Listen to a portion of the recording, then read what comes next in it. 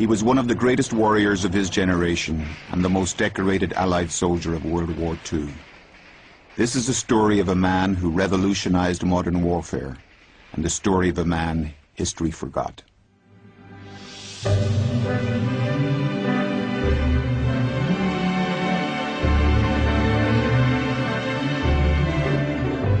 I wouldn't believe anything bad about Paddy. I'd believe anything outstanding about him. You never knew how to take him. One minute he'd be your mate, almost.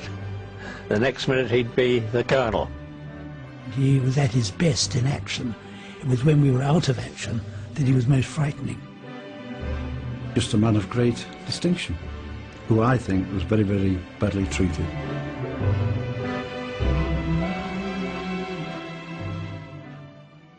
In 1915, Robert Blair Mayne was born into a family of prosperous shopkeepers in Newtownards, Northern Ireland. The second youngest of 7 children, he grew up on a large wooded estate overlooking the town.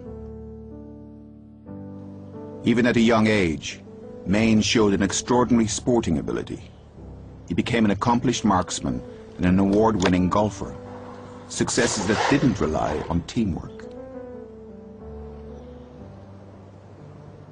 Notably shy, Mayne often retreated into his father's extensive library, devouring books, in particular, romantic spy adventures set in distant parts of the world. At 18, he was apprenticed to a solicitor's firm and began studying law at Queen's University. But sports were his priority, and Mayne joined the university boxing club. The new boxer immediately showed an amazing physical strength and prowess when he knocked out his coach in their very first sparring session. Within a month, he had won the Irish University's heavyweight championship. Rugby, though, was Mayne's first love. At 17, he was made captain of his local club and led the team to victory after victory. The secretary wrote, "The success of the team was due in great measure to his enthusiastic leadership." Mayne was a colossal forward. So far as he was first class in the line out, he was a good runner. And then he had this extraordinary instinct to be able to make up his mind quickly. Sporting prowess did not translate into social success. College friends recalled how Mayne avoided women and formal functions, preferring long nights in the pub with friends. In 1935, while still at university, tragedy struck. Mayne's older brother Tom, a heavy drinker who had become estranged from their father, committed suicide on the family estate. The family was left reeling. For Mayne, this was to be the first of many personal losses.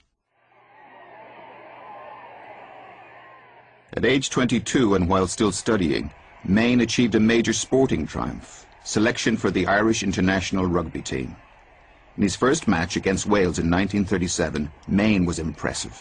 He was to be capped a further 5 times for his country. And as Mayne's sporting fame grew, so did his taste for good times in Dublin. The rugby figures at that time almost had a higher profile than today. I can't say what that is, but they knew the names of the big fellas, and Blair Mayne was a sort of legend down here. He'd become a character in Dublin. You know, Blair Mayne was known. That's how I'd heard about him. That he was in the Wicklow Hotel on a Saturday night. He used to come down from Newtownards on a weekend when the pubs were open and people were going to football matches. But for a shy man, there was a dark and volatile side to his personality. This began to show after Mayne was selected to tour with the British Lions on their 1938 tour of South Africa. When Mayne arrived in Maritzburg for the match, he considered that the room that was given to him as a Lion and as an Irishman was unworthy, and he said that to the manager, and the manager had the impertinence to disagree with him. So Mayne went up and systematically broke the room up. When rebuked by his captain, Mayne abandoned the team for 3 days, sulking and drinking, a trait that would be repeated throughout his life. While his talent as a player was widely recognized, Mayne was known to have a maverick style and a tendency to want to run the game himself. Mayne was one of these people that had a high opinion of himself that was justified. He recognised himself for what he was, really a sort of superior being in many ways. Back in Newtownards, Mayne expected to return to his law studies, but was interrupted by the outbreak of World War II. He decided to enlist, and in 1939, at the age of 24, was called to the 5th Light Infantry. The routine of army life soon bored him. The army in the 1940s was still very much the army of 1920 or the turn of the century.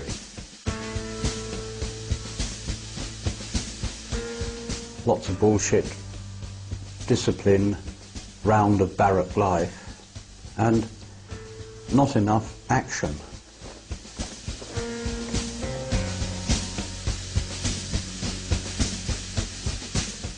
Searching for excitement, Mayne transferred twice between regiments, until finally, with his friend Owen McGonigal, he moved to the 11th Scottish Commandos, where they trained in covert tactics, unarmed combat, explosives, and endurance.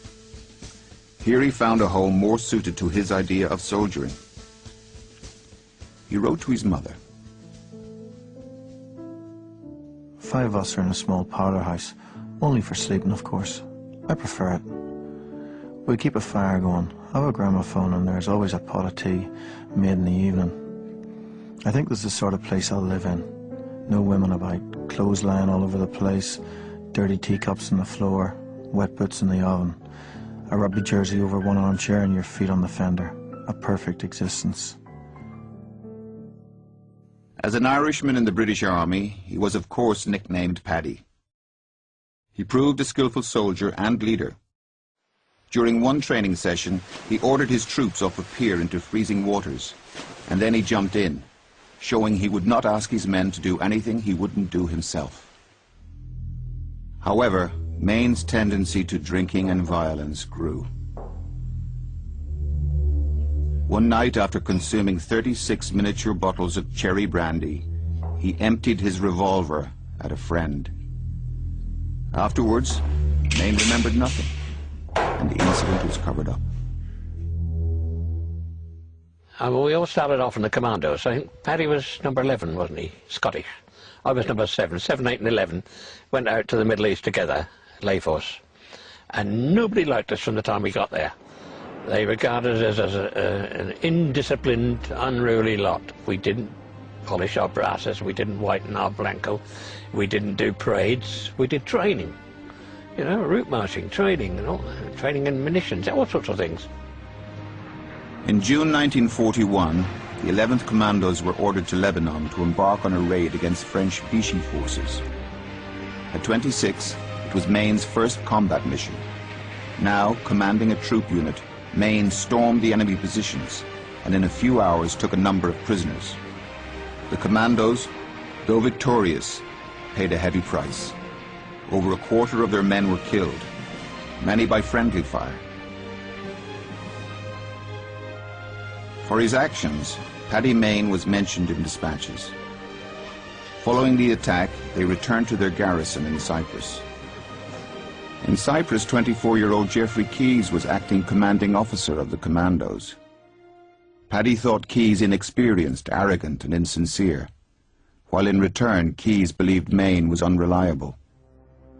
His commanding officer, Geoffrey Keyes, who of course won the VC posthumously in the Rommel raid in 1941.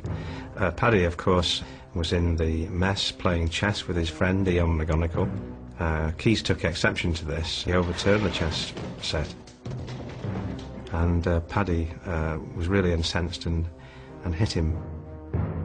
In the summer of 1941, arrested and imprisoned, Mayne awaited a court-martial.